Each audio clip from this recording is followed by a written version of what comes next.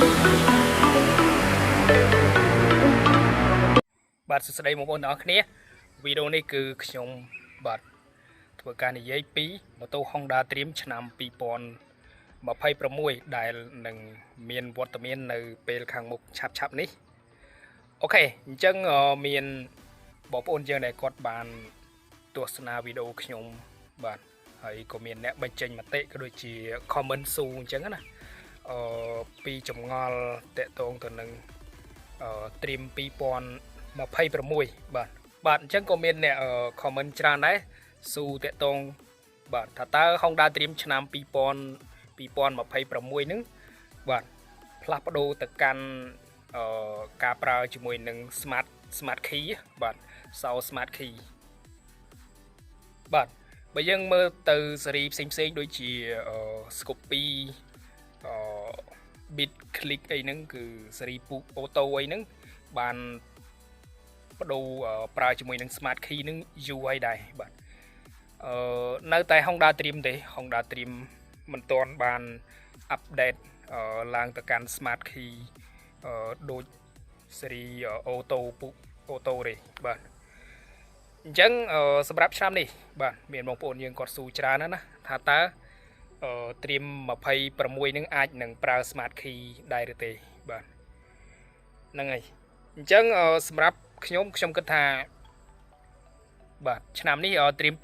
2026គឺអាចនឹងមិនទាន់អាប់ដេតទៅដល់ Smart Key ទេបាទនៅអាចនឹងប្រើសោធម្មតាដដែលទេបងប្អូនបាទមិនទាន់ Smart Key ដូច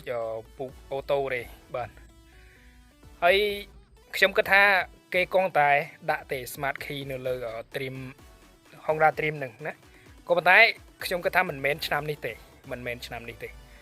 ហើយបើភាគរយ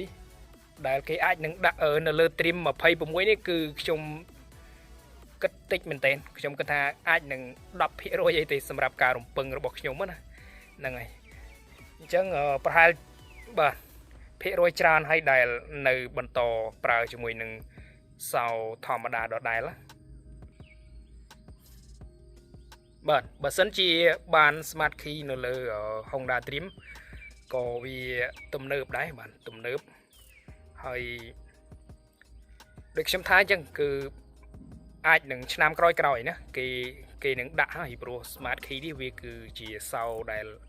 ទំនើបដែលល្អបា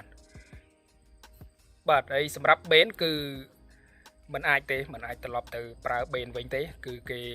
នឹងប្រើប៊ិចបាទបន្តទៅទៀតហ្នឹងហើយអញ្ចឹងក៏មានអ្នកខ្លះគាត់ធ្វើការ comment ថាខ្ញុំយករឿងបេនមកនិយាយធ្វើអ្វីព្រោះឥឡូវគេលេងដាក់បេនទៅហើយបាទហ្នឹងហើយគ្រប់គ្នាគឺដឹងហើយថាគេមិនអាចត្រឡប់មកដាក់បេនវិញទេព្រោះថាបច្ចេកវិទ្យាប៊ិចគឺទំនើបហើយវាស៊ីសាំងតិចក៏ដូចជាស្ទុះអីហ្នឹងទៅងាយស្រួលនៅក្នុងការប្រើប្រាស់សន្សំសំចៃបាទហ្នឹងហើយដោយសារតែមានអ្នកគាត់ comment ក៏ដូចជាមានអ្នកស៊ូច្រើនអញ្ចឹងហើយខ្ញុំក៏បានលើកពីប្រធានបទតាក់ទងទៅនឹងប៊ិចសាំងក៏ដូចជាបេនសាំងដែរបាទហើយវីដេអូដែលនិយាយពីអាសង្ឃ Honda Dream ឆ្នាំ2025ប្រើប៊ិចឬបេនហ្នឹងគឺខ្ញុំបានទម្លាក់ចូល YouTube Channel របស់ខ្ញុំហើយបាទដោយសារតែមានអ្នកស៊ូច្រើនបាទមានអ្នកស៊ូច្រើន comment ស៊ូចម្ងល់អីអញ្ចឹងណាអញ្ចឹងហើយខ្ញុំក៏បានលើកតាក់ទងទៅនឹងបេនឬប៊ិចនៅលើ Dream 2026បាទអញ្ចឹងវីដេអូនេះគឺអត់មាននិយាយអីទេគឺខ្ញុំលើកតែចំណុចតាក់ទងទៅនឹង